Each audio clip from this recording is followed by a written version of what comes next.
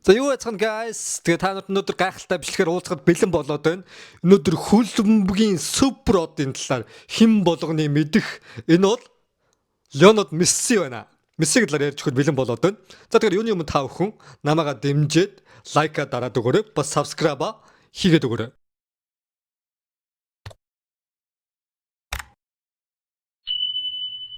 Шууд бичлэг рүү орцгоё.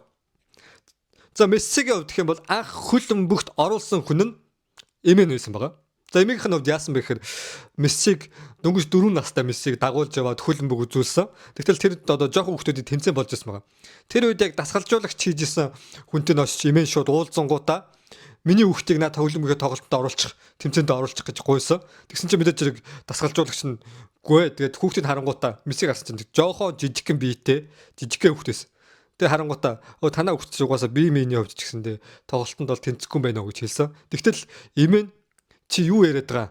Манай хүү бол наад тоглож байгаа хүүхдүүд чинь хинээс нь ч илүү тоглох чадвартай. Тим авьяастай хүүхэд чи зүгээр над итгээд оруулаад үзгээд хэлсэн.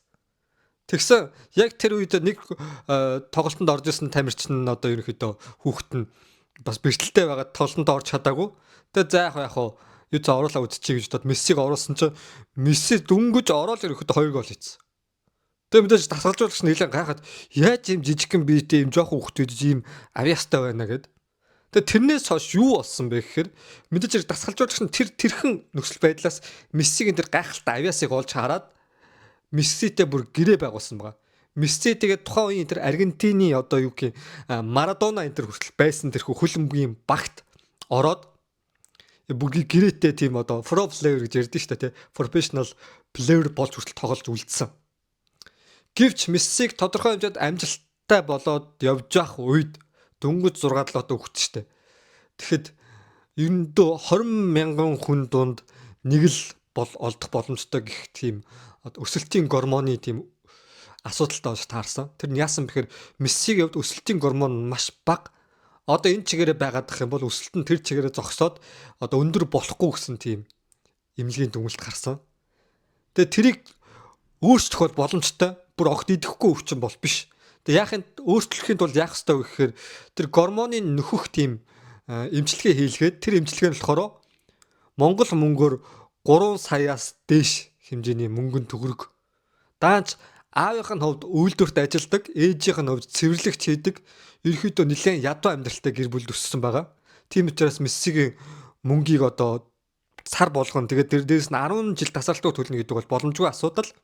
Тэрийг мэдээж зэрэг ойлгож ирсэн Мессигийн хувьд аав ээжтэй би зүгээрээ би заавал эмчилгээ хийхгүй байсан ч болно. Та хоёрт үнэхээр хайртай, би баяртай байна гэж хэлээд тэгээд би зүгээр өөрөө яг бэлтгэлээ сайн хийгээд хоолундаа сайн идээд сайн нойртой унтж байхад би өөрөө өсөх байхаа гэж хэлээд ээж аваа тайлбарласан байгаа. Яг тэр үед штэ. Тэр үед нэгэн аврагч гарчирсан. Тэр нь ямар аврагч байсан бэ гэхээр ерөнхийдөө яг BBS буюу Барселонагийн яг тоглогчдыг хайж зуулчилж дамжуулж өгдөг тийм хүн байсан байгаа. Скаут хийдэг хүн. Тэр хүнийх нь нэр нь болохоор Carlos Retaч гэдэг нэртэй хүн байна. Энэ хүн анх Мессигийн тоглолтыг хараад дөнгөж 12 настай жаал хүүгийн тоглолтыг харсан чинь анх 17 настай тэр нэг өөрөөсөө бүр өндөр том хүмүүстэй тэр ч байтугай гол хийгээд амар авчирстай чадвартай байгааг нь харсан байгаа. Тэгээд аав ээжт нэг санал тавьсан.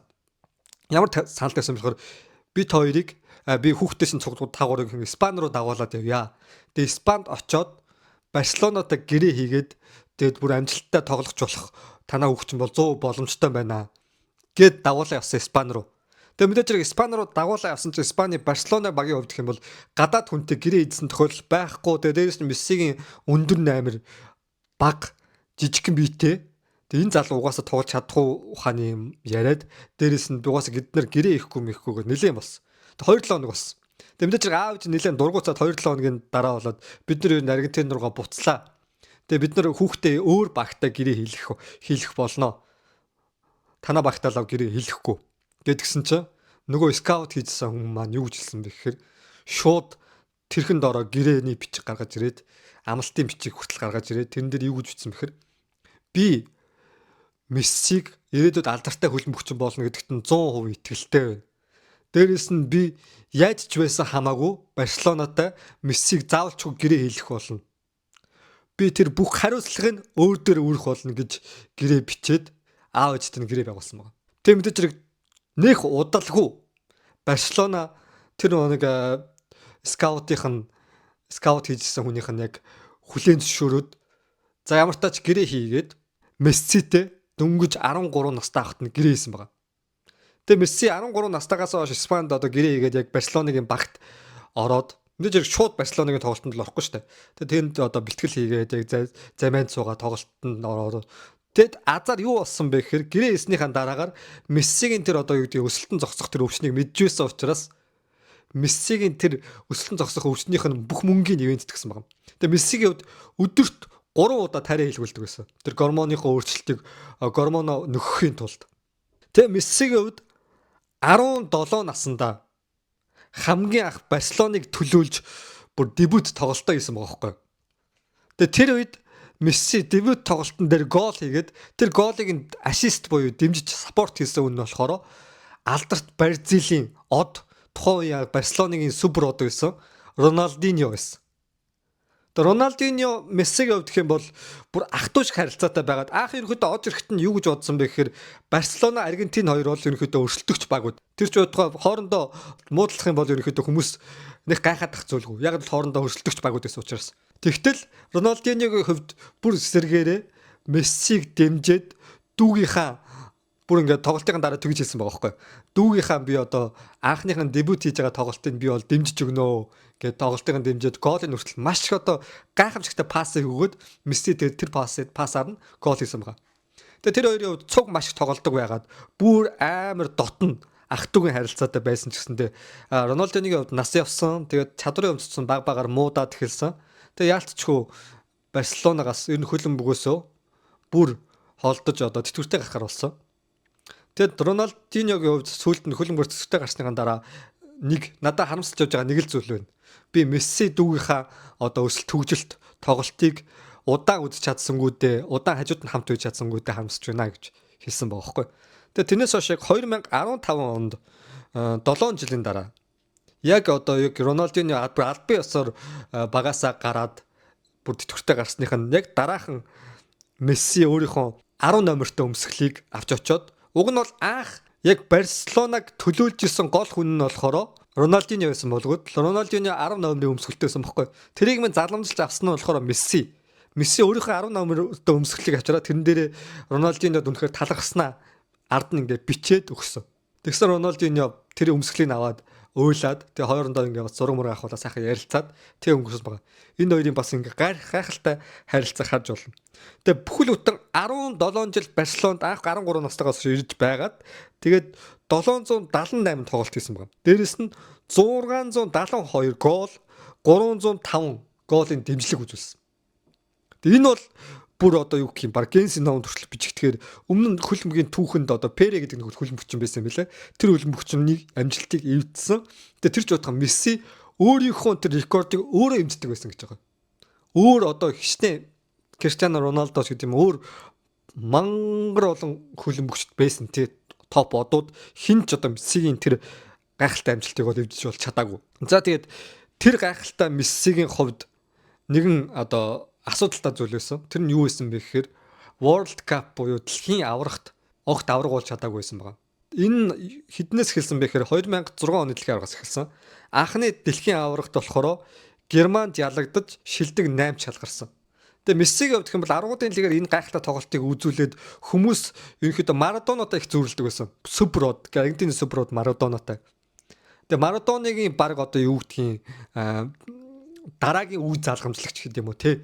Баг Марадоныг давсан гэхээр ярьдаг байсан. Гэхдээ нэг гол зүйл нь юу байсан бэхээр Марадоныгийн хувьд аль хэдийн дэлхийн авраг болцсон байсан. Мессигийн хувьд арай дэлхийн аврагыг авч чадаагүй байсан. Тэр нь гол дутагдал. Месси энийгээ ч өөрөө маш сайн мэдж байсан. Тэгээд World Cup-ийн тэр 2006 онд Германд ялагдаж шилдэг 8-т ороод тэгээ яг юунаас босныг бас мэддэхгүй заяа. 2010 оны дэлхийн аврагт бас ахаад Германтад хараад 4-0-оор хожигдоод дэлхийн аврагын бас шүүгийн 8 шалгарсан байна. Тэгэд 2014 онд заяа. Бас ахаад дэлхийн авраг дээр шүвгийн тоглолт арай гэж одоо аврагын төлөө тоглолтод шалгараад тэр үед Германд бас 1-0-оор одоо бүр цаг сунгад тоглоод 1-0-оор хожигдоод тэгээ тэр үеэс хойш Мессигийн одоо гутрал эхэлсэн. Тэр үед яг алтан бөмбөг гэдэг шагналыг Месси хамгийн их гол хийсэн гэдгээр хамгийн одоо од тоглолт хамгийн их гол хийсэн тоглогчоор авсан ч гэсэндээ Мессигийн хувьд тэр одоо алтан бөмбөг гэдэг шагналыг авч явах үедээ тэр царай дөрхөн амар унжижсэн бүр амар сэтгэл готролтой байгааг тавхан зурнаас харж болно. Тэгээ тэрний дараагаас ерөнхийдөө яг Мессигийн хувьд бас тэр Африкийн бас нэг дэлхийн аврагтай адилхан бас нэлээд том тэмцээнд ороод шүвгийн тоглолтод ороод аврагын төлөө авраг авч чадаагүй хоёрт ороод дуусгасан. Тэрний төлөө ахаад 2-3 тэмцээнд ороод 3 шалгаан л ороод ерөөс авраг авч чадаагүй хоёрт ороод дууссан. Тэгээ Мессигийн хувьд тэрнээсээ болоод маш их сэтгэл зүйн хувьд гутралд ороод ялангуяа Аргентиныг төлөөлж исэн багийн ахлагч байсан ч хэлэх үү те. Олон жил дэлхийн аврагт ороод дэлхийн аврагыг авч чадаагүй. Тэгээ Мессигийн хувьд за би ер нь Аргентиныг нэг одоо багийн ахлагчаа төлөөлөхөө болоод би ер нь хөлн бөгөөсөө тэтгэвртэй гармаар байна гэсэн тийм саналыг авчихсан. Би ер нь энэ үртэл юм байна гэсэн тийм мессежийг бүр тоглолтын дараа өгсөн баг. Тэгтэл дэлхийд даяар Мессиг гаргахгүй гэсэн бүр тэр нэг хөдөлгөөн хүртэл өрнөө тэр жоо Японд хүртэл өрөөсөн гэж байгаа. Тэгээ Аргентинд бол мэдээж хэрэг автобус, онгоц, сургууль, тэгээ гадаа хүмүүсийн жигсаан масаад бүр бүхүү телевизийн тэгээд эпир одоо янз бүрийн сошиал мэдээлэл хэрэгслэр Мессиг болоосаа гэсэн тийм хуулгууд явж исэн. Тэр гайхалтай тоглогч мэдээж хэрэг хөлбөмбөгөө болчихыг хүн болгон хүсээгүй. Тэр Аргентины хайтлуулаасаа гэж бодсон.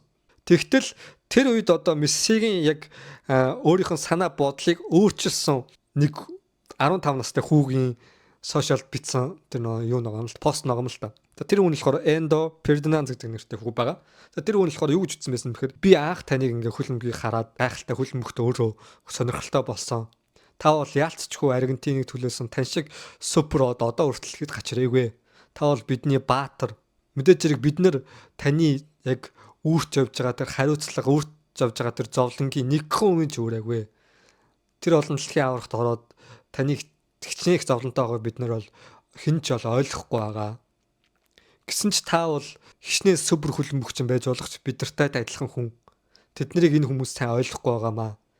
Таныг би ахиж үлдээсэй гэж ойлж байна. Та бол миний баатар гэдэг нэг тиймэрхүү утгатай постыг нийлсэн байгаа. Тэр пост мэдээж хэрэг Месси маань бол олж унссан. Тэгээ Месси маань олж уншаад хөлбөмбөгөөсөө болохгүйгээр шийдсэн байгаа. За тэгээд тэр постыг бичсэн залуу гэх юм бол одоо яг одоо Аргентины багийн ахлагч хийж байгаа Аргентиныг төлөөлж байгаа Эндо Фердинанд гэдэг нэртэй хөлбөмбөгчин залуу байгаа. Тэгээд сүүлд одоо Месситэй хүртэл хамт одоо дэлхийн аврагт тоглолтод орсон.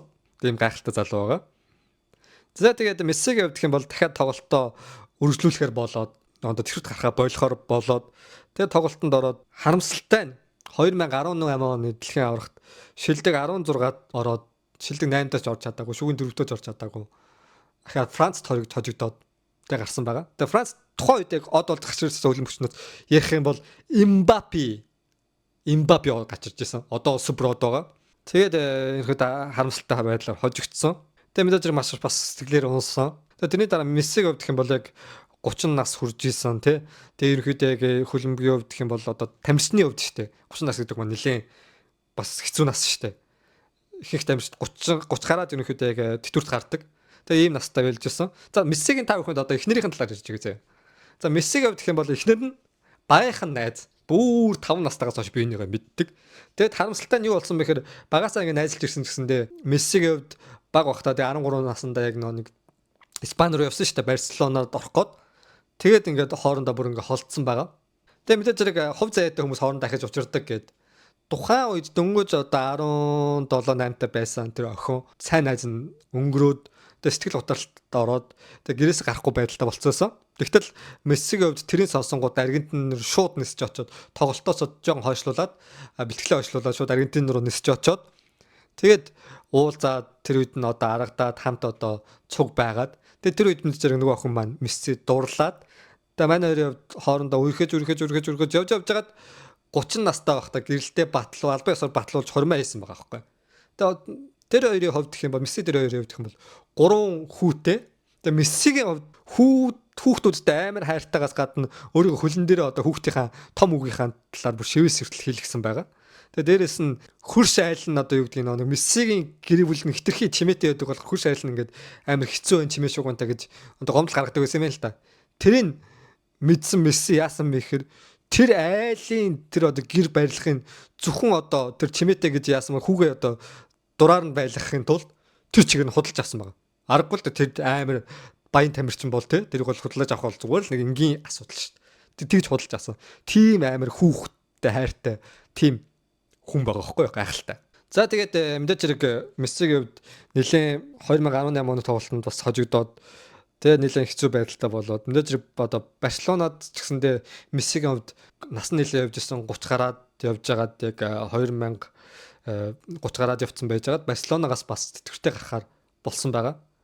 Тэгээд тэтгэвртэй гарахаар болох үед нь Месси мэдээж хэрэг тэр уйлж байгаа. Би 13 настайдаа энд ирж ирсэн. Одоо ингээд 20 хэдэн жил энэ Барселонд ингээд би өөрийнхөө бүх одоо 17 жил ингээд зүтгэсэн байна.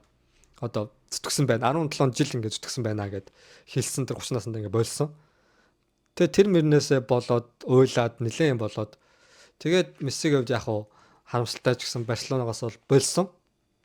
За тэгээд тэрний дараагаас гэх юм бол мэдээж зэрэг та бидний хүлээж байгаа зүйл бол ахин дэлхийн авраг тийм ээ 2022 оны дэлхийн авраг болсон. Мессигийн хувьд аврагын төлөө тоглолтын дээр шалгарсан. Ахаад Францын багтаа шалгарсан. Тэгээ тэр үед Имбаппе бүр супер одод заяа.